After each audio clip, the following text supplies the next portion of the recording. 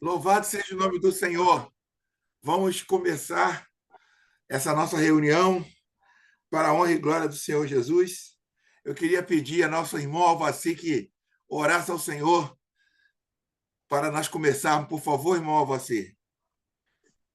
Ó Senhor Yahu, nosso Deus, te somos gratos por tudo, Senhor. Temos muitos e muitos motivos de gratidão em nossa mente, em nosso coração, mas o maior de todos é que um dia o Senhor nos libertou das trevas em que vivíamos, nos Aleluia. trouxesse para o reino do seu Filho, Amém. Yahushua HaMashiach, nosso Jesus. Pedimos, Senhor, fala conosco, Senhor, usa aqui o teu servo, Senhor, para trazer a mensagem vinda do teu Santo Espírito, Senhor, a todos nós, Senhor. Eu abençoo essa reunião em nome de Yahushua. Amém. Amém. Amém. Nós iremos hoje partindo para a ação número 3 e se encontra em... O texto que nós leremos é Marcos 5, 21, 43. Diz assim o texto sagrado: Jesus atravessou de barca novamente para o outro lado do mar. Uma numerosa multidão se reuniu junto dele, e Jesus ficou na praia. Aproximou-se um dos chefes da sinagoga, chamado Jairo, que viu Jesus, caiu aos seus pés e pediu com insistência: minha filhinha está morrendo. Vem e põe as mãos sobre ela para que sare e viva. Jesus acompanhou Jairo, e numerosa multidão o seguia e o apertava de todos os lados. Aí chegou a mulher que sofria de hemorragia já há 12 anos. Tinha padecido na mão de muitos médicos, gastou tudo o que tinha, e em vez de melhorar, piorava sempre mais. A mulher tinha ouvido falar de Jesus, então ela foi no meio da multidão, aproximou-se de Jesus por trás e tocou na roupa dele, porque pensava: ainda que eu toque só na roupa dele, ficarei curada. A hemorragia parou imediatamente e a mulher sentiu no corpo que estava curada da doença. Jesus percebeu imediatamente que uma força tinha saído dele. Então virou-se no meio da multidão e perguntou: quem foi que me tocou a minha roupa? Os discípulos disseram: estás vendo a multidão que te aperta e ainda perguntas: quem me tocou? Mas Jesus ficou olhando em volta para ver quem tinha feito aquilo. A mulher, cheia de medo e tremendo, percebeu o que lhe havia acontecido. Então foi e caiu aos pés de Jesus e contou toda a verdade. Jesus disse à mulher: minha filha, sua fé curou você. Vá em paz e fique curada dessa doença. Jesus ainda estava falando quando chegaram algumas pessoas da casa do chefe da sinagoga e disseram a Jairo: sua mulher morreu, sua filha morreu. Por que você ainda incomoda o mestre? Jesus ouviu a notícia e disse ao chefe da sinagoga: não tenha medo, apenas tenha fé. E Jesus não deixou que ninguém o acompanhasse, a não ser Pedro, Tiago e seu irmão João. Quando chegaram à casa do chefe da sinagoga, Jesus viu a confusão e ouviu as pessoas chorando e gritando. Jesus entrou e disse: por que essa confusão e este choro? A criança não morreu, ela está apenas dormindo. As pessoas começaram a zombar dele, mas Jesus mandou que todos saíssem, menos o pai e a mãe da menina, e os 3 discípulos que o acompanhavam. Depois entraram no quarto onde a menina estava. Jesus pegou a menina pela mão e disse: Talita cumi, que quer dizer: menina, eu lhe digo, levante-se. A menina levantou-se imediatamente e começou a andar, pois já tinha 12 anos. E todos ficaram muito admirados. Jesus recomendou com insistência que ninguém ficasse sabendo disso e mandou dar comida para a menina. Aprofundamento. O terceiro episódio mistura habilmente 2 cenas, mostrando 2 inimigos poderosos vencidos por Jesus: a doença incurável e a morte. Nesses 3 capítulos, temos, portanto, uma sequência que culmina na morte: tempestade, legião, doença incurável e morte. Com essa sequência, Marcos mostra quem é Jesus, vencedor também da morte aparentemente irreversível. Por que ainda incomoda o mestre? São 4 vitórias coroadas pela ressurreição. É também significativo o fato de serem 3 episódios e 4 inimigos, pois esses números geralmente não são neutros, mas estão carregados de significado simbólico. Em outras palavras, não representam apenas quantidade, mas também qualidades. Lidos simbolicamente, falam de totalidade. Paulo afirma que o último inimigo a ser vencido se chama morte. 1 Coríntios 15, 26. De passagem, lembremos o contraste entre sinagoga e casa do Evangelho de Marcos. Aqui a sinagoga está representada pelo chefe Jairo. A ressurreição acontece na casa. De volta à Galiléia, com habilidade, Marcos encaixou a cena da mulher com a hemorragia no episódio da ressurreição da filha de Jairo. Poderíamos pular do versículo 24 ao 35 sem perceber o corte, mas a inserção da cena da mulher portadora da doença incurável ressalta todo o episódio, provocando tensão, expectativa, suspense. De fato, Jairo afirma que a filha dele está morrendo, mas o evangelho desvia nossa atenção para uma mulher doente, como que fazendo-nos esquecer da grave situação da menina. E quando a narração volta a se ocupar da adolescente, Jairo recebe a notícia trágica: sua filha morreu. A cena da mulher doente não cria apenas suspense, de alguma forma está relacionada com a tragédia de Jairo e sua filha. Isso se torna claro se prestarmos atenção a algumas correspondências e contrastes entre as duas cenas, como em parte será demonstrado a seguir. Trata-se de duas mulheres, uma começa a reconhecer seu corpo de mulher. Naquela cultura, com cerca de 12 anos, as meninas eram dadas em casamento. Essa idade marcava aproximadamente o início da menstruação. A outra sofreu com seu corpo uma enfermidade, que é o peso em vários sentidos econômicos. Em vários sentidos. Econômico, gastou tudo e ia piorando sempre mais. Religioso, social, ritualmente impura e excluída. E familiar, impossibilidade de engravidar. Aliás, não sabemos se tinha família. Jesus, no entanto, a trata como filha. 12 anos é a idade da menina. E aí a morte chega. Há 12 anos, essa mulher carrega a enfermidade que a exclui de tudo. Também da fecundidade do útero, dado mais importante naquela cultura. A jovem morta aos 12 anos é a adulta morta há 12 anos. Uma morte na cama e outra morte viva ambulante. A morte da menina seria a coroa daquela que estava morrendo há 12 anos. Com pena de morte para homem e mulher, Levítico 20:18 proíbe a relação sexual no período da menstruação. Marcos afirma que essa mulher tinha hemorragia há 12 anos, tempo esse ser um prazer do sexo. É a menina morta antes de conhecer a paixão e o prazer cantado pelos cânticos dos cânticos.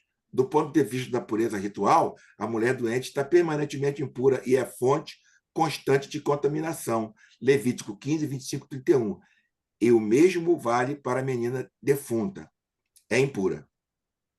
Aquilo que elas tocarem se torna impuro. Quem as tocar também se contamina. Jairo, o chefe da sinagoga, sabia disso. Certamente assim instruía o povo da sinagoga. Mas a mulher doente não leva em conta essas coisas, pois sua situação grita mais alto. Por isso toca furtivamente Jesus. Este não se preocupa com essas leis e toma a defunta pela mão. São dois transgressores da lei e da pureza ritual. Ela, violando a lei, manifesta a fé e obtém a cura. Ele, tocando a menina morta, vence o pior inimigo. O resultado das duas cenas é sublinhado pelo duplo imediatamente. Uma força saiu de Jesus e curou a mulher. A menina se levantou e começou a andar. Há também alguns contrastes entre as duas cenas. Em primeiro lugar, o aperto da multidão em volta de Jesus, desde já assinalado, que provoca o toque furtivo da mulher doente, contrastando com as poucas pessoas no quarto da adolescente. Não sabemos se para Marcos isso é intencional, mas nesse quarto, após o milagre, há 7 vivos. Contrastam também a criatividade da mulher com a inatividade da menina. A primeira toma a iniciativa, age, obtém a cura. E Jesus afirma que tudo isso foi resultado da fé dela. A segunda está prostrada, sem poder reagir, e nela age progressivamente a morte. Seu pai tem de tornar a iniciativa, e Jesus, no momento mais difícil, lhe pede que tenha fé. O contraste se manifesta também entre a impotência dos médicos e a força curadora do manto, da mão e da palavra de Jesus, entre a exorbitância de dinheiro exigido por eles e a gratuidade de Jesus. Entre tantos contrastes, nota-se também este: a mulher doente se apoia numa crença popular, segundo a qual certas pessoas emanam uma força misteriosa capaz de curar. Ela crê nisso e acaba roubando de Jesus essa força misteriosa para reverter seu estado de viva morte. E Jesus, como que se sentindo roubado, além de perceber que uma força misteriosa saiu dele, reconhece que a crença dessa mulher é fé que salva. Na casa de Jairo, o contraste é evidente. As pessoas que ali se descabelam, chorando, dado cultural típico, Não creem na força misteriosa de Jesus, capaz de reverter aquilo que parecia irreversível. Para Jesus, contudo, a morte é um sono. É por isso que caçou de Jesus, privando-se de participar do episódio ápice, a ressurreição da menina. O contato de Jairo com Jesus é direto, ao passo que o da mulher doente não. Jairo se prostra na frente de Jesus e fala com ele. A mulher se aproxima de Jesus por trás, sem nada dizer, sem verbalizar seu drama e sua fé. Pensava ainda que ficarei curada. Jairo pede, ela tem certeza. Ele solicita a imposição das mãos, ela estende a mão e toca. Ele conhecia Jesus pessoalmente, ela tinha ouvido falar de Jesus. Entre tantos detalhes, deve salientar também este. Já está com razão, ligado à ideia da família em sentido físico, pois pede a Jesus por sua filha. E o pessoal da casa dele informa que a filha acaba de morrer e nada nos resta fazer. Jesus, por sua vez, chama de filha a mulher corajosa, ao passo que a filha de Jairo chama de menina. Isso se explica. A verdadeira família de Jesus não depende de laços de sangue. Por favor, professor, fique à vontade. Amém. Boa noite, meus irmãos, a graça e a paz.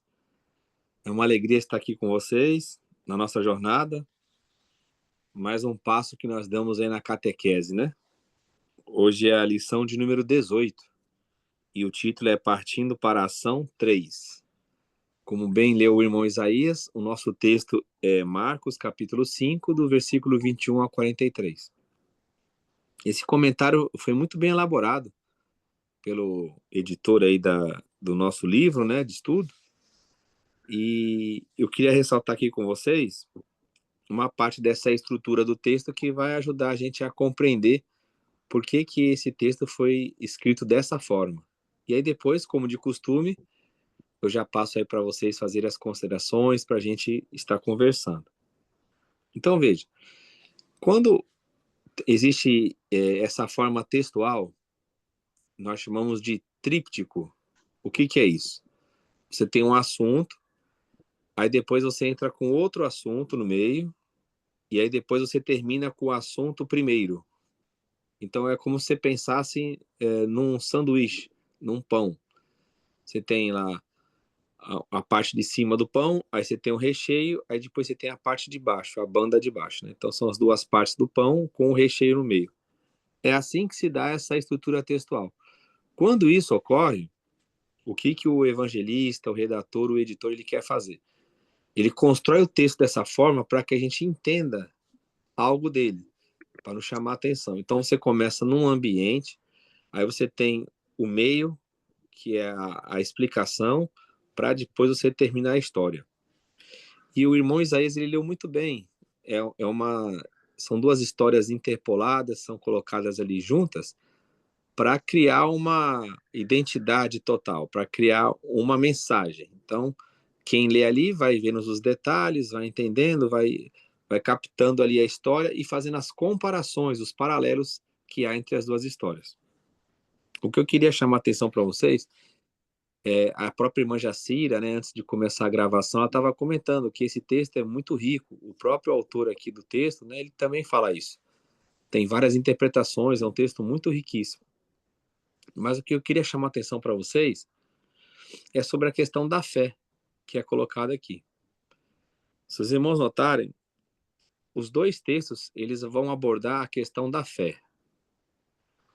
O primeiro relato é alguém que vai até Jesus e pede que Jesus cure a sua filha. Isso é algo muito digno. É um ambiente onde você vê Jesus, ele vai exigir a fé de alguém. Você quer ver como que isso está bem claro? Se você pegar ali quando Jesus ele está conversando com... Quando o texto é construído, o que ele fala para a mulher, né? Quando ocorre a cura dela? O texto fala assim, ó, Jesus disse à mulher, minha filha, sua fé curou você. Vá em paz e fique curada dessa doença. Então, esse texto, ele vai exaltar, ele vai enaltecer a fé dessa mulher. E é como já foi lido pelo irmão Isaías, essa mulher, ela tem fé, mas ela não é uma pessoa que anda ali com Jesus. Ela é uma pessoa que ouve dizer acerca de Jesus. E os relatos evangélicos, eles são chocantes para nós. Porque você sempre vai encontrar essa fé que é admirável, essa fé que é exaltada nos evangelhos, não naquele grupo mais próximo de Jesus, e nem no grupo que está ambientado ali com a religião. É muito interessante isso. Você vai encontrar essa fé que chama atenção, que causa admiração, em pessoas distantes, pessoas que ouvem falar de Jesus e que externam essa fé e creem verdadeiramente. Por que que os evangelhos afirmam isso? Porque vocês estão percebendo como que é a construção do texto? O que que isso quer passar para nós? Que não importa andar com Jesus, de você ter visto Jesus, de ter ali olhado pessoalmente, não é isso que move a questão. Você deve acreditar naquilo que se fala acerca de Jesus. Porque quem está recebendo a informação, os relatos, não andou com Jesus. A comunidade ali, pouquíssimas pessoas ali eram discípulos de primeira linha, de primeira ordem de Jesus. Então, quando o relato é escrito, o que que você tem? Você tem as informações, a tradição que vem sobre Jesus. E é ela que dá essa fé, é ela que faz você crer, é ela que faz essa fé viva, ela eclodir, ela sair e ela causar admiração em Deus. Então, o texto ele é construído para isso. Você pode ver, sempre vai ter isso na boca de Jesus. Grande é a tua fé, né? A mulher sirofenícia também saiu daquela região porque ela tinha ouvido falar de Jesus. O centurião, né? Nem mesmo em Israel encontrei tamanha fé. Então é sempre de pessoas que estão fora daquele ambiente religioso, que estão ali fora do convívio de Jesus, que manifestam uma fé muito grande, uma fé que causa essa admiração em Deus. Você imaginar a comunidade relatar que Jesus, que é o autor e consumador da fé, né? O próprio texto bíblico diz que o que agrada a Deus é a fé, e você encontrar Jesus elogiando a fé de alguém, né? Os mais próximos, ele fala assim: homens de pouca fé, até quando eu vou ter que suportar vocês? Vocês não têm fé suficiente e tal. Agora, dessas pessoas que se aproximam dele, porque ouvem falar dele, ela já vem com uma fé viva. Então, não encontra empecilho. O texto é maravilhoso, né? Porque a mulher tem a multidão, tem a dificuldade, ela toca em Jesus, e aí tem toda uma questão aqui textual, que não tem como a gente entrar agora, né, dessa questão do toque, por que que saiu virtude de Jesus, se isso pode ocorrer hoje ou não, não é o sentido aqui, né? Ela toca, por que que ela vai tocar em Jesus? Da onde que ela tirou isso, né? Então não é importante entrar nesses pormenores.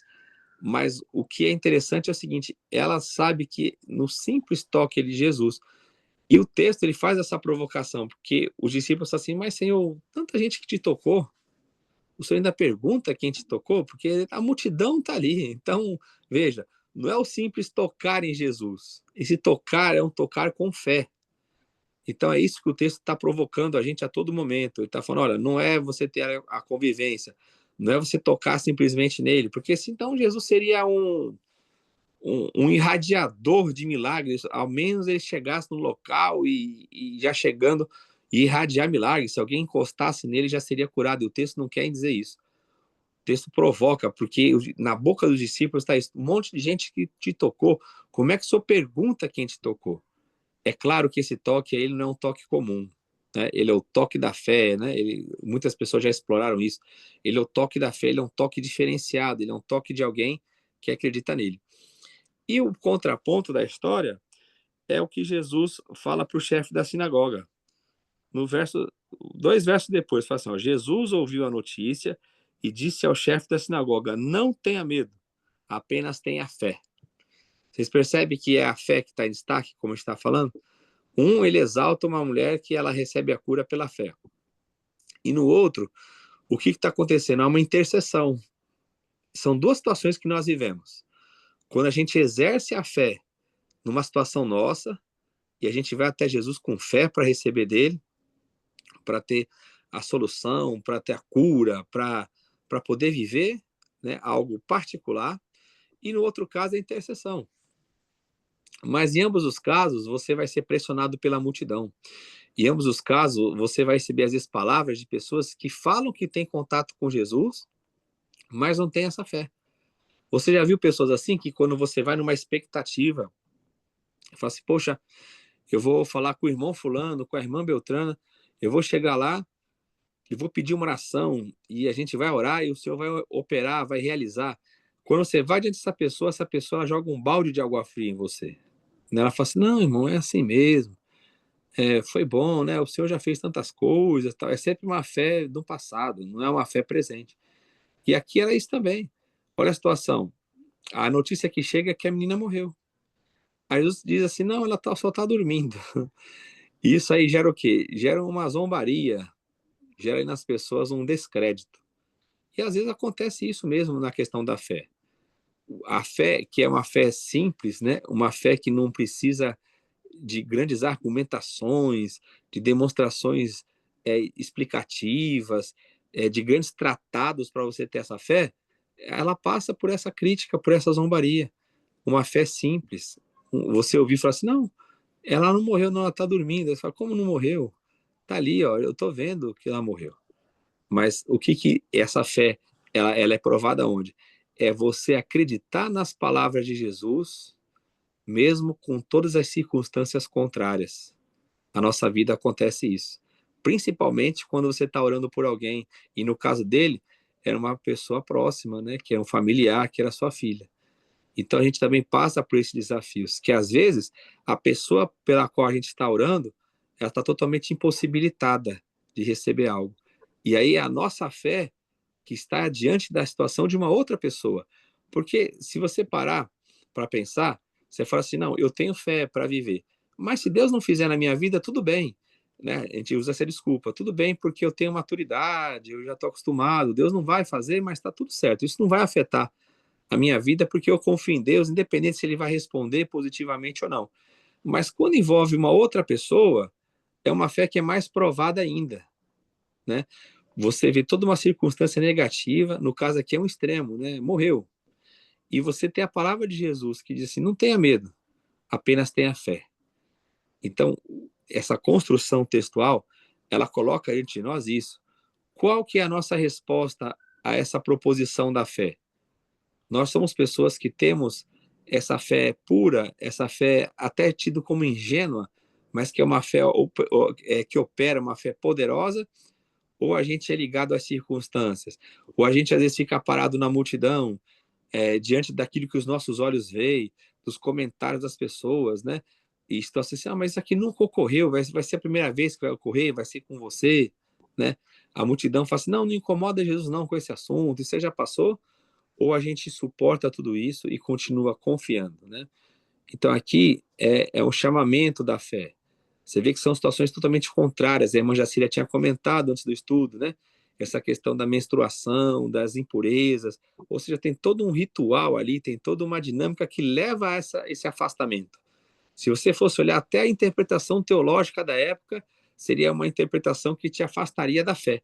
Mas a fé, ela rompe com tudo isso. A fé, ela faz tudo isso. O evangelho já está demonstrado. A gente já viu na aula passada, que é o texto passado a esse, que Jesus alcançou um homem que era impossível de ser alcançado, que tinha legiões. Então agora é rumar junto dessa fé. Ora, Jesus já fez grandes feitos. Por que a gente não vai continuar confiando nele? Porque Jesus merece o nosso descrédito, Jesus merece nossa desconfiança, Jesus merece a gente virar as costas e falar assim, tanto faz, Jesus talvez esteja ocupado demais, Jesus não se importa comigo. Será que Jesus merece ouvir isso da nossa boca? Ou ele merece ouvir isso? Não, Senhor, eu confio no Senhor. Independente da circunstância, do momento, da dificuldade, até num caso extremo de morte, eu ainda confio em Ti. Então, nessa noite, com a leitura desse texto, com esses comentários, nós somos despertados a exercer a nossa fé, a nós confiarmos no Senhor, a nós abrirmos o nosso coração para a palavra de Deus e acreditar. Independente da circunstância, do momento difícil que você está passando, de ninguém acreditar no que vai acontecer, de você não encontrar, às vezes, uma palavra de conforto para estar ali contigo, para orar junto com você, mas você tem a palavra de Jesus. E ele fala assim, não tenha medo, tenha fé. Amém? Passar para o irmão Isaías. Ô, palavra maravilhosa. Essa palavra fé, Deus está falando comigo hoje o dia todo sobre fé. Amém. Eu louvo a Deus pela vida dos irmãos. Maravilha. João está aí. João está caindo muito a. É a conexão, né? Aí, caiu de novo. Caiu Sim. de novo. Porque está A minha cortando. também aqui tá ruim, Isaías. Graças a Deus que não caiu na hora de eu falar. Né? Amém. É, é, Aí, voltou o João aí, voltou o João. Voltou. Patrícia tá aí hoje, ó. A Patrícia está aí, glória a Deus. Eu queria, professor, iniciar com uma pergunta, porque nós ouvimos falar sobre fé a vida toda, mas não tem um estudo profundo, definitivo sobre essa questão da fé. Então, eu queria lhe perguntar uma pergunta bem generalista, que nós, os cristãos, os evangélicos, nós monopolizamos a fé para nós? Nós monopolizamos, só nós que somos crentes temos fé. Nós monopolizamos. Ninguém tem fé. Ninguém tem fé para ser curado. Um homossexual, vou usar logo esses estereótipos ou tipo de pessoas que a igreja, infelizmente, a maioria da igreja atual odeia. Então, Uhum. vamos lá. Uma pessoa do candomblé, uma pessoa que é ateu, nós cristãos não admitimos que essas pessoas sejam atingidas por uma cura, por exemplo, ou por um milagre, ou por uma dádiva de Deus. Nós não admitimos se ela não for crente. E as pessoas são capazes de dizer que foi Satanás que deu para ela. São Sim. capazes de dizer isso. Primeira pergunta é essa. E agora outra pergunta. A fé é um estado de espírito ou é algo que se aprende? A fé é um estado de espírito ou algo que se aprende? E a fé é só minha, é nossa ou é só de Jesus? Entendeu? Faz Sim. um vereco-teco aí, por favor. Legal. Isaías, essa primeira pergunta sua, ela é recheada ali no Evangelho, né? Você vê várias passagens onde você vê sempre pessoas externas ali ao grupo de Jesus operando, expulsando demônios, pessoas que têm fé para ser curada, né? No próprio discurso de Jesus, o Pai manda chuva sobre justos e injustos. Quem somos nós, né, para definir quem é que vai receber a bênção de Deus ou não? Deus, ele é gracioso. Deus, Isso, ele derrama misericórdia. A maior prova disso é o dom da vida, né? Deus, ele dá isso. a vida para nós, né? Para todas as pessoas, para a criação. Então, a graça de Deus se estende. E graças a Deus por isso, porque se ele fosse abençoar somente quem fosse ortodoxo, quem fosse correto, ninguém passaria nesse padrão, né?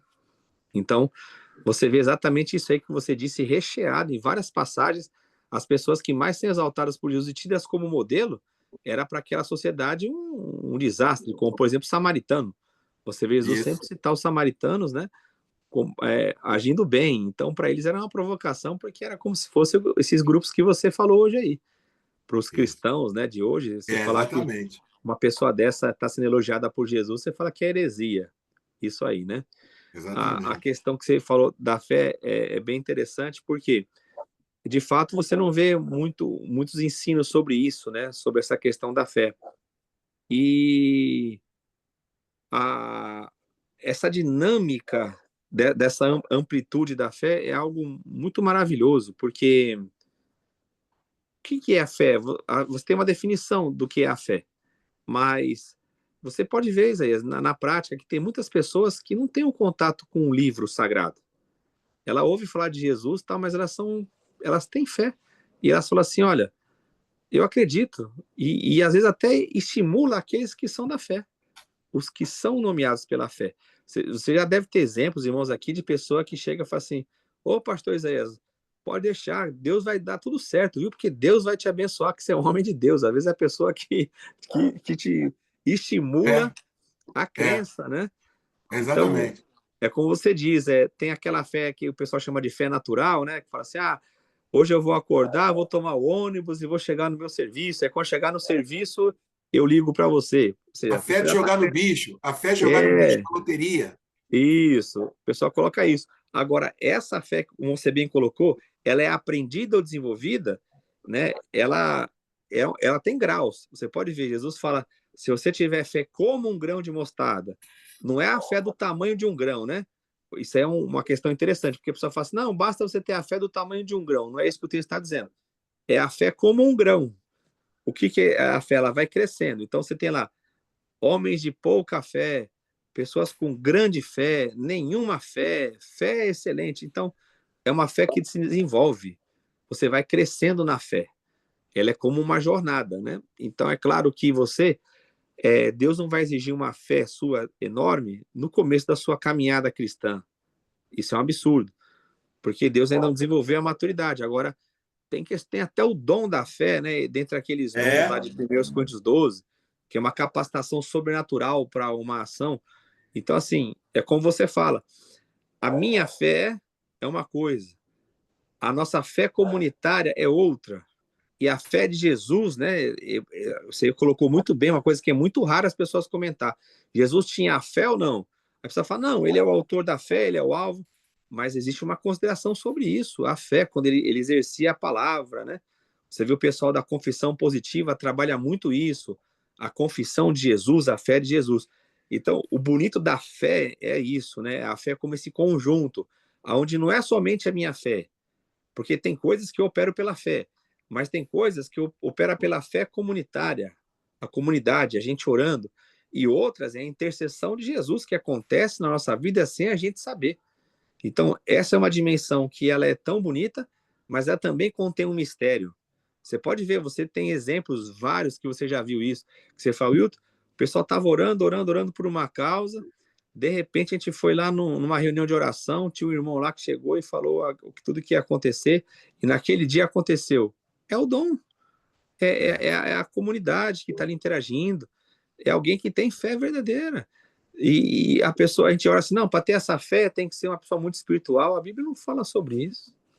Você vê que tem pessoas que elas vão operar em Deus, elas vão acreditar e no final você olha e você fala assim, ué, mas essa pessoa aí não é nem crente quase, né? Pelo que você coloca como um religioso, você fala, como é que pode? Você mesmo tem exemplos que você já citou de pessoas que tá ali falando bobagem, daqui a pouco chega uma situação, fala assim, Isaías, eu vou orar por aquilo ali, Deus vai operar e Deus opera. Exatamente. Deus opera. Amém. Mais perguntas aí, meu povo? Acho que o João colocou. João botou a pergunta aí. O chefe da sinagoga era rebelde? Era rebelde, exato. Dentro daquele ambiente, né? Aí, João. Totalmente fora. É isso aí. Amém. Posso fazer um comentário? Por favor. Fé tão grande como daquele que recebe o milagre é aquela que permanece mesmo quando o milagre não acontece. Exato. Amém. Amém. Exatamente. Fala, João. Essa é a fé que persevera, né? Essa é a fé perseverante. Exatamente. Fala, João. Tá caindo a minha conexão aqui toda hora. São três colocações rápidas antes que caia. Jesus não era onisciente, mas muitas pessoas acham que ele era onisciente. Porque ele diz, quem foi que me tocou? Né? O outro Ah, que pena. Aí. Ah, que pena. João sempre com perguntas interessantes, né? Sim. Sempre, porque continua, João. Continua, João. Cadê ele?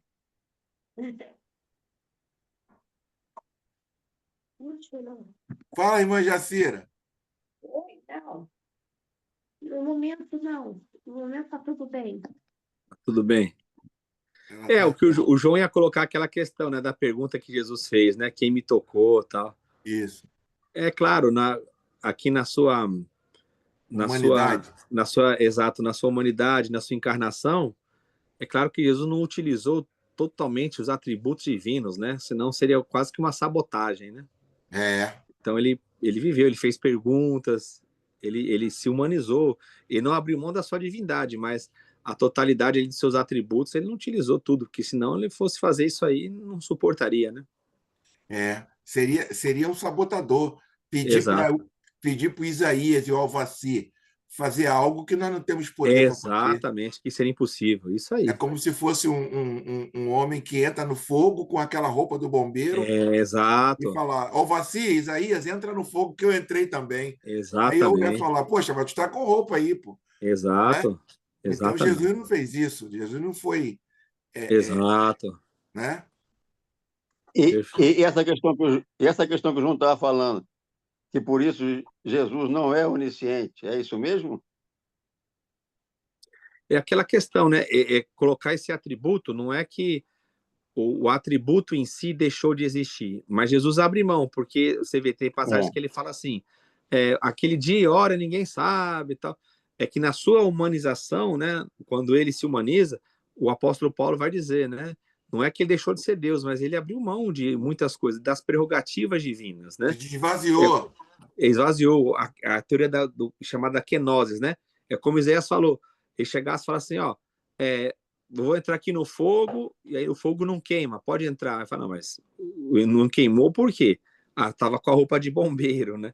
Então, ele mesmo, ele abre mão disso em função da sua vivência. Ele teve fome, teve sede, dormiu, teve necessidades para não sabotar, né? Porque é aquilo. Teve ira. Isso, teve ira, porque se ele faz algo que nós não conseguimos fazer, seria impossível, porque impossível no sentido de a gente fazer, porque ele tem que deixar o exemplo.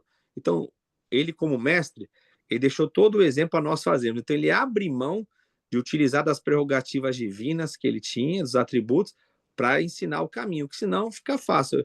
Ele faz uma coisa, a gente fala assim, ué, mas o senhor fez isso aí porque o senhor é Deus. Como é que eu vou fazer isso? Ele falou, não, eu agi conforme o ser humano deve fazer, né? 100% humano. Muito bem. Deixa eu fazer Fala, uma você. colocação que veio aqui, que me veio à mente aqui agora. Sim, Quando eu era jovem, e não sei se vocês já ouviram falar sobre isso, nessa época aí de, de, de festa junina, pessoas sim. faziam fogueira e eu vi pessoas passar descalço sobre aquelas brasas, É, e não se queimar. Qual a sim. explicação, meu irmão? Ah, tem isso, Mavassi. Tem a questão do vidro também. Não sei se você já viu. Eles agora eles fazem lá um tapete de vidro e pede para a pessoa Isso. passar, né? Tem Tem até toda uma igreja. Tem até igreja que faz igreja. isso. Sim, Essa dúvida eu não sabia, não. tem. Eu vi acontecer A essa Do das fogueira. fogo. brasas. É, Pessoa passar em cima das brasas, passar para um lado e sair do outro. Isso aí eu vi. isso. Tem uma maneira certa de pisar ali, tem toda uma dinâmica para você seguir aquilo ali. Não é aquele fogo incandescente, né? São brasas preparadas ali que você consegue pisar igual do vidro. O vidro você pode ver, ele não está todo para cima. É claro, se você for montar, por exemplo, no muro que está cheio de vidro para cima, ninguém pisa ali, então todo mundo vai se ferir. Então as pessoas pisam num vidro, de fato está pisando no vidro, mas a colocação, a distribuição no terreno faz com que a pessoa consiga passar. Depois eu mando para o senhor, você vai ver lá, principalmente esse negócio de coach, né? Que o pessoal faz lá É. treinamento, o cara pisa num monte de vidro, pisa no fogo, fala, eu passei e tal. Mas é muita colocação que tá ali. E de fato parece mesmo que vai queimar, mas não queima, não. Fale, Nesse caso, Majacira. nesse Eu caso, não estou conseguindo me no ouvir. caso da Vocês estão me fogueira, não é a ouvindo? fé, então, né? Não, ali não é a fé, não. Vocês estão Ali, conseguindo me ouvir? Tamo, só Majacira. só um momentinho, Maria Cira. Se o senhor lembrar, tinha aquela questão Ah, até dos parapsicólogos. é, Não sei se você lembra. é isso que eu queria falar. Eu queria falar uma coisa, peraí, importante agora. Tá, Mas eu não estou me achando, não estou conseguindo me achar aqui. tá. Estamos te ouvindo. A gente está ouvindo a Está senhora, me pode falar. ouvindo? Está me ouvindo? Ah, Então, então tá, eu vou falar, tá. É o seguinte, bom, o senhor falou em andar nas brasas, isso aí deve ter realmente Truque. algum... sim, Porque eu já passei e realmente não me queimei não, tá? sim, Então tudo bem, se é um passeio e não me queimei, É porque deve ter algum disfarce, alguma coisa ali de coisa. E tem gente que se queimou Sim, e tinha gente que não teve coragem de passar, tá? sim, Agora, voltando para o nosso Jesus. O nosso Jesus falou assim, quem me tocou, e ele, quando ele perguntou quem me tocou, é que ele disse que sentiu que saiu uma força dele. sim. Essa força, lendo o nosso resumo, eu fiquei pensando na hora, será que essa força é porque está envolvida aquela parte da hemorragia, do sangramento? Será que é por isso que ele sentiu que saiu essa força? Quer dizer, não é qualquer toque. Quer dizer, outra pessoa poderia tocar nele, talvez ele não sentisse nada. Mas nela ele sentiu. Tanto é que quando os discípulos ele falaram que tinha muita gente, seria difícil de identificar, ele mesmo assim ficou procurando. E claro, evidente que quando ele a visse, ia reconhecer quem foi, né? Porque Jesus descobre tudo. Aí eu queria saber, será que tem alguma coisa a ver? Sim. As suas perguntas são sempre interessantes, né, Maria Cira? Porque elas entram exatamente na construção do texto. O toque dessa mulher, dentro daquela concepção da época, o que deveria trazer? Impureza, porque É isso que eu ela era uma mulher pensei. impura, né? Então, Impura por muitos anos, 12 anos. isso. Então, o que o texto está mostrando? Ela tocando em Jesus, se Jesus fosse, segundo o padrão da religião da sua época, ele se tornaria impuro. Então, olha É. como que o texto está enfatizando um contraste. Eu sei que a senhora é Uhum. muito especialista, a senhora vai muito no... O que isso significa, né? Para a senhora sempre vai na questão. O que isso demonstra? O texto, ele tem uma amplitude. Olha o que ele está mostrando. A mulher tocando em Jesus, ela deveria contaminar Jesus, porque ela ia transformar Jesus no impuro. Só que como é Jesus, o que o texto está dizendo? Que ao contrário de ela transmitir algo para Jesus, que seria a sua impureza, acontece o contrário. Sai a Ele, virtude de Jesus para ela. Jesus para ela. É a força, aquele negócio de quando eu estou fraco, estou forte. Isso. Então, a preocupação do texto é essa. O texto, ele não, a senhora tem uma mentalidade igual a nossa, científica. A senhora é uma mulher inteligente, então a senhora está perguntando assim: o que é isso? Como que isso sai? Isso são perguntas do século XXI. E a senhora está certa de fazer, porque a senhora é uma mulher do século XXI. Só que para eles lá, eles não tinham a mentalidade que a senhora tem. Então, qual que é o choque para eles? O choque é o seguinte: ué, essa mulher, ela não deixa Jesus impuro e, pelo contrário, sai virtude dele. É isso que o texto está enfatizando. Agora, como isso se dá? Aí a gente pode até abordar a questão da física quântica, da neurociência, dessa questão espiritualista que sai virtude, isso já é uma coisa nossa, né? A gente poderia ficar aqui discutindo com a senhora, pensando junto, porque o texto exatamente ele não fala mesmo. Ele é colocado dessa perspectiva, e a senhora, como uma mulher dos dias de hoje, a senhora pergunta para o texto e tem todo o direito. Só que é difícil saber por quê. Porque a construção do texto, ela atinge um ponto, que é aquela mentalidade lá daquele pessoal. Então, eles querem enfatizar o seguinte: olha, ela tocou em Jesus, Jesus não fica impuro. E pelo contrário, ele foi assim: quem me tocou? Qual que teria que ser o escândalo? Talvez até por isso que os discípulos tentam esconder, porque ela é uma mulher impura, é uma mulher que já está doente, que tem uma hemorragia, ela não pode tocar em Jesus. Então talvez seja até um disfarce, eles falam assim: quem te tocou, mestre? Mas todo mundo te toca, tá? Não entra nisso aí não que vai dar problema. Aí ele fala: não, foi um toque diferente, porque de mim saiu virtude. O que está chamando a atenção? O que é a mensagem que passa? Fala: olha, você que está num estado deplorável, você que está num estado que é condenatório, não fique preocupado. Chegue até Jesus, que ele vai te receber. Ele vai até permitir que você toque. Para a gente, irmã Jacira, esse texto não é muito forte, entre aspas. Por quê? É que a senhora falou. A nossa mentalidade, essa questão de a mulher está menstruada ou não, se está hemorrágico ou não, Para a gente pouco importa. Eu vou chegar, vou dar um abraço na senhora, eu não vou perguntar se a senhora está no período menstrual, né? Pegar para uma mulher, ô irmã, a senhora está menstruada? Eu não vou. Para eles, naquela época, era muito importante isso. Então, a senhora vê, qual que é a mensagem? Ó, não importa o seu estado, toque em Jesus, se aproxima dele, porque em Jesus você vai encontrar virtude. Você não vai encontrar condenação, você vai encontrar virtude. Agora, é interessante pensar como a senhora pensou. O que seria isso? Ele sentiu esvaziar algo dele? Ele sentiu o corpo dele oferecer algo? Como é que ele enxergou que saiu virtude dele? O que é essa virtude? É um fluxo? É um poder? É um fogo que sai dele? É uma emoção? O que seria isso? O texto não fala.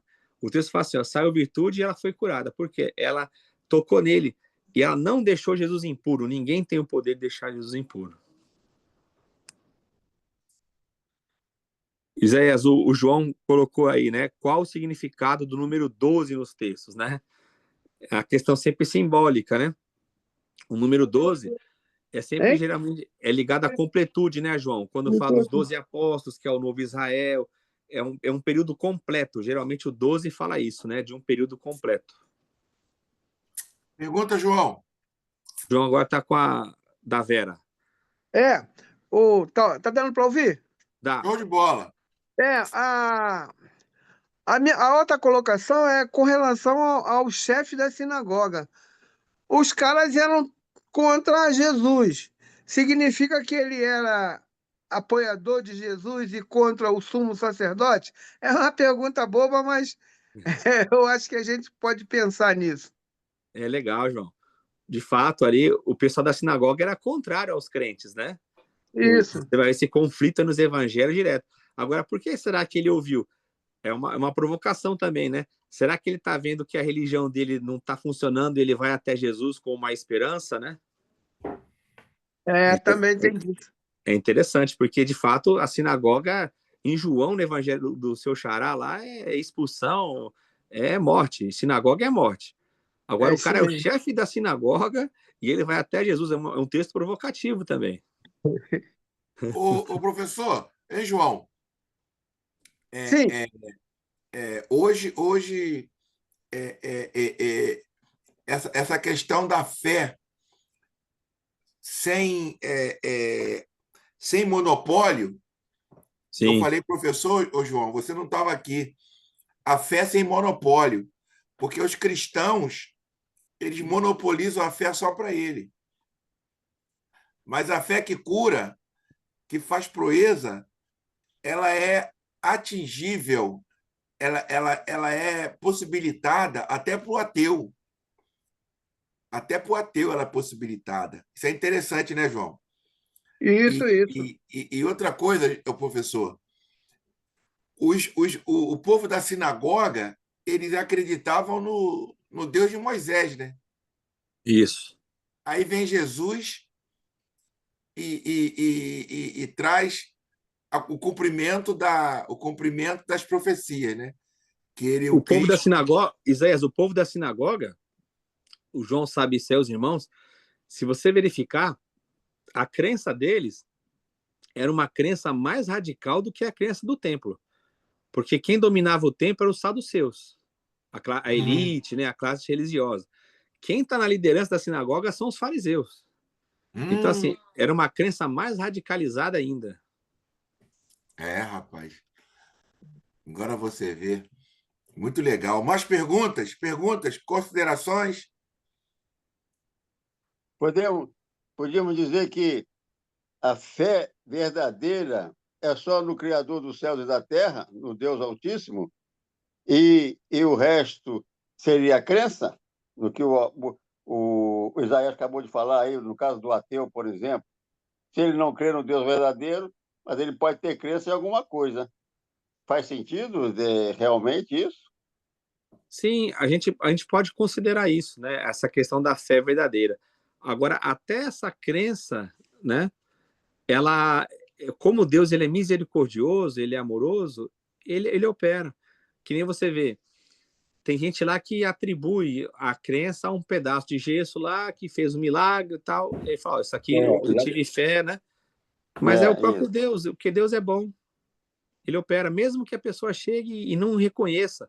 O maior exemplo disso é o dom da vida. Eu sempre falo, as pessoas elas geralmente jogam pro milagre, né? Aquele milagre mais, aquele sinal mais poderoso, né? De uma cura, de um milagre assim sobrenatural mesmo. Mas eu falo pro pessoal, eu falo, gente, você já parou para pensar no dom da vida? Esse é um dom tão precioso que Deus dá até para a pessoa que passa o dia inteiro reclamando dele, que não acredita nele, fala que ele não existe. Ele vai lá e abençoa aquela pessoa com a vida. Tá? A maior manifestação da graça de Deus é a vida. Tem pessoa que vive uma vida até de 100 anos, blasfemando, xingando a Deus, odiando a criação de Deus, um Hitler da vida, vamos pegar um Hitler, e Deus deu a vida para aquele homem. Essa é a maior graça que tem, é a vida. Agora o resto Deixa, é consequência. deixa eu fazer uma colocação, embora isso é meio complexo, meio profundo, não sei se dá para responder aqui, porque senão a gente vai Sim. ficar muito tempo aí também. Nesse caso, quando alguém tem crença em alguma coisa, por exemplo, um negócio de gesso, numa imagem, aí ele faz uma promessa, que é comum, a gente sabe disso, né, principalmente no meio católico, né? Faz uma Sim, promessa daquilo para um santo, e aí ele consegue uma cura, por exemplo. Isso aí sim. poderia ser uma ação maligna na mente dessa pessoa para que essa pessoa vá dificultar ter um real encontro com o Criador? Pode acontecer sim. Pode ser. Tem aquelas fontes, né, que a palavra de Deus fala. A doutrina de Deus, doutrinas dos homens e doutrinas de demônios. Pode ter o engano, sim. Pode ter esse engano, como a gente estava conversando antes, né, Avassi? Esse engano você pode ver em qualquer ambiente. Na pregação da Bíblia, numa fé errada, numa forma de vida escravizante, numa ideologia política, numa ideologia social, numa ideologia filosófica. Essa questão do engano ela é muito sutil, então ela pode estar em É, várias coisas. Ela Pois exatamente. está é, em várias deixa eu coisas. só reforçar, porque eu acho que isso é interessante. Eu percebo, não sei se, né, posso. Eu percebo que quando acontece esse tipo de coisa, é uma ação maligna que vai impedir aquela pessoa de buscar o Criador verdadeiro, o Deus do céu verdadeiro. Pode acontecer, pode acontecer. Pode ser uma graça de Deus, pode ser. Por isso que é importante o que? O discernimento de espíritos, né? Exato. Você vê lá Pois é. situações que aparentemente são boas, até o nome de Jesus sendo usado pode ser algo maligno, né? Você vê aqueles falsos profetas que eles utilizam o nome de Jesus, o sinal acontece, mas eles têm um intento maligno. Isso é tremendo, isso aí. É. Por isso que o discernimento de espírito é muito válido em qualquer situação. Correto. Interessante. Considerações, irmã Patrícia está quietinha. Irmã Patrícia está quietinha. Falar com os irmãos para não esquecerem de abençoar o professor Wilton, né? Nós já temos aqui o Pix dele. Todos já têm o Pix dele, né? Não esquecer de abençoar o professor Wilton. Fala, irmã Patrícia, por favor. Boa noite, Pai do Senhor. Eu estou deitada, escutando vocês todos sentadinhos. Glória a Deus. Tem a fé do toque, né, daquela mulher. Também tem a fé do centurião, que falou, basta uma palavra, porque ele dava ordem às pessoas que trabalhavam para ele, eles obedeciam. Basta uma palavra e a pessoa que trabalhava para ele ia ser curado, né? Ia ser Uhum. curado. Então tem a fé também de acreditar que só uma palavra do Senhor ia lá e curar. E aconteceu, né? É. E aconteceu, né? E eu acho que nós estamos com a nossa fé muito assim pequena, porque a gente poderia falar, ele falou que iria, que a gente ia fazer as mesmas coisas que ele fez. Mas nós não vemos isso hoje. A gente não consegue ver isso hoje, a pessoa ir lá, botar a mão e a pessoa ser curado. É, é muito difícil ver. Muito difícil ver. Não sei se os irmãos estão vendo, mas é muito difícil. Você vai lá, ora e a pessoa fica curada na hora. Aí tem a televisão aí que tem esse charlatão aí, igual eu ainda agora estava vendo o R.R. Soares, fazendo um homem andar.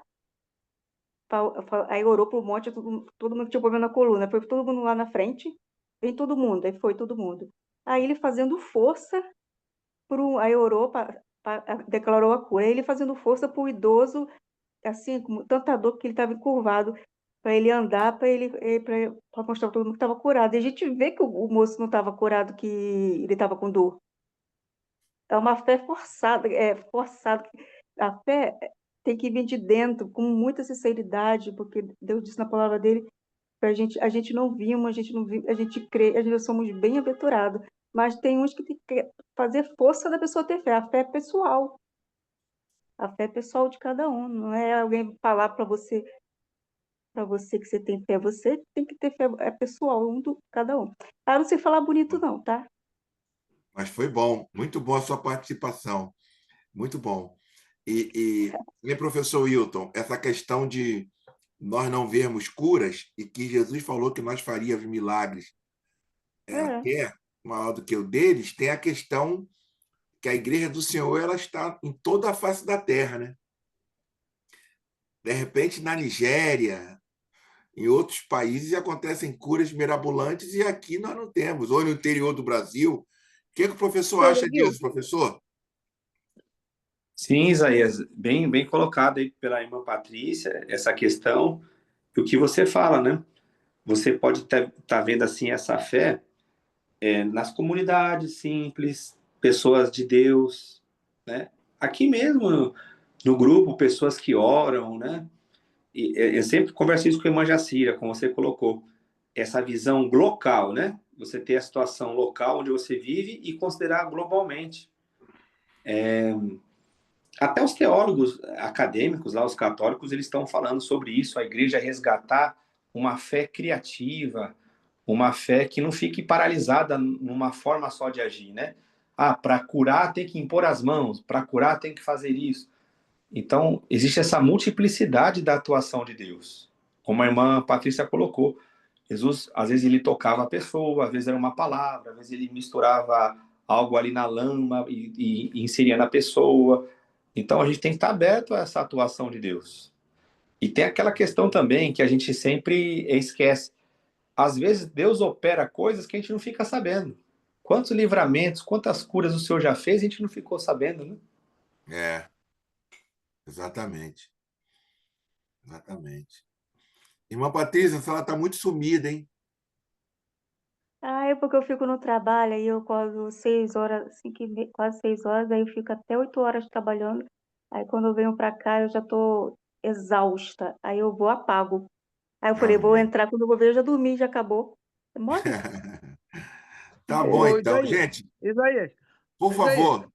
rapidamente, só uma colocação. Tem aquela dificuldade com relação à oração, que a pessoa diz assim, ora por mim. Ela confia na oração do outro, mas ela mesmo não ora. Ela não confia na oração dela. Aí joga a responsabilidade de orar nas costas do outro. Não existe essa situação? Sim, existe. Professor. Sim, sim. Uma coisa, né? Você está passando por um momento de dificuldade, de você chegar e falar assim, poxa, João, eu estou tão fraco, me ajuda, né? Agora, outra coisa é você ter uma prática dessa, você não tem uma vida de oração. E eu falo assim, eu vou lá pedir para o Isaías, porque eu sei que o Isaías ora. Aí também você tá se aproveitando da fé das pessoas, né? É isso mesmo. E tem o cara que ora também. Esse R.R. Soares é um. O cara ora. Pô, não me curou, não. Ah, pô, você não tem fé, pô? Exato, exato, Tua fé está muito pequena. A culpa não é minha nem de Jesus, é a tua culpa. Você está sem fé. exato. É mole? A teoria da prosperidade ela é fácil de você pregar, porque se acontecer o que você falou, você fala assim, tá vendo? Não te avisei, eu sou profeta. E se não acontecer, você não teve fé. É verdade. Gente, louvado seja Deus pela vida de vocês. Eu agradeço ao Senhor pela vida do Alvacir, do João, do professor, da irmã Patrícia, da irmã Jacira. Eu louvo a Deus porque a igreja dele se reúne sempre aqui para falar do amor de Cristo. E quinta-feira que vem estaremos aqui de novo para aprender mais uma porçãozinha do Evangelho, né? Mais um alicercezinho, né? Um vergalhãozinho que será colocado na nossa construção, da nossa fé, da nossa vida, né? Então, eu louvo a Deus pela vida de vocês. Vamos orar para terminar, né? João agora parou de culpar a internet. O celular dele que é mequetrefe. Celular do João. Celular da Vera que é top aí. Vamos orar, É verdade. agradecendo ao Senhor? Vamos orar. Senhor, muito obrigado pela noite desse dia. Te louvamos por tudo que o Senhor nos ensinou através da instrumentalidade do professor Wilton. Te louvamos, Jesus, porque tu é um Deus que não monopoliza a fé. Tu é um Deus que, quando vê um coração contrito, alguém necessitado, precisando de um agir, o Senhor age, o Senhor cura, o Senhor liberta, o Senhor dá o presente e faz o milagre. Por isso, Senhor, eu te louvo nessa noite, glorifico o teu nome, te peço que tu possas abençoar nossas casas, visitar a nossa saúde, nos dar a tua graça cada dia mais. Muito obrigado, Senhor, por todos que participaram nessa noite. Eu te agradeço, Pai. Muito obrigado. Amém e amém. Gente, está terminado em nome de Jesus. Vamos ter Amém. fé, hein? Vamos. Amém, João? João teve fé, ó. João teve fé, O celular funcionou. o celular funcionou. É o celular Amém. da Vera. O meu tá pedindo outro. Ele Amém. foi na fé da Vera, né, João? Olha, fui na fé dela e deu certo.